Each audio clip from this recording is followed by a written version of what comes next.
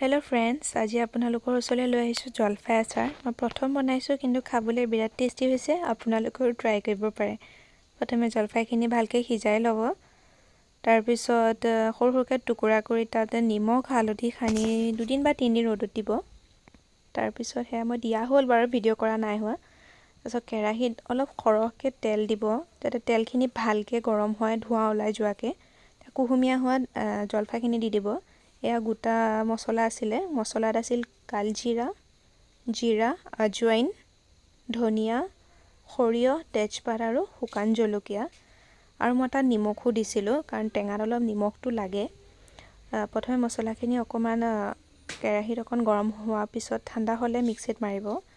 মোৰ কেৰাহীটোত লৰাবলৈ দিগদাৰ হোৱাত মই চৰিয়া এটাত উলিয়াই লৈছোঁ। আপোনালোকেও নিজৰ সুবিধা মতে এনেকৈ লৈ ল'ব পাৰে।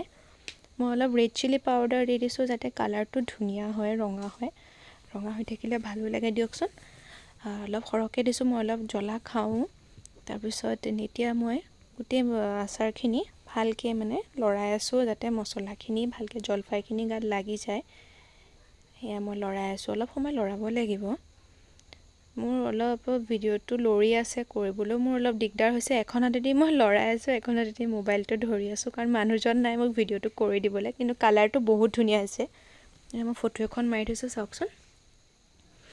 এতিয়া অলপ ভিনেগাৰ দি দিব। ভিনেগাৰ দিলে আচাৰটো বহুত দিনলৈকে ভালে থাকে। আৰু মই ভিনেগাৰ অলপ সৰহকৈ দিব।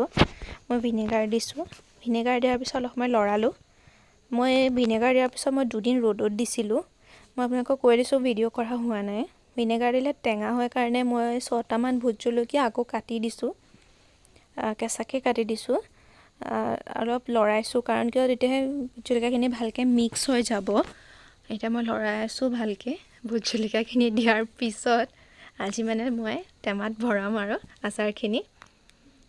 মই প্লাষ্টিকৰে টেমা লৈছোঁ, কাৰণ মোৰ আইনাৰ বৈয়াম নাই। আচাৰ আইনাৰ বৈয়ামত ভৰালে বেছি ভাল। এতিয়া ভাড়া ৰুমত থাকোঁ, আনিবলৈও অসুবিধা দিয়কচোন।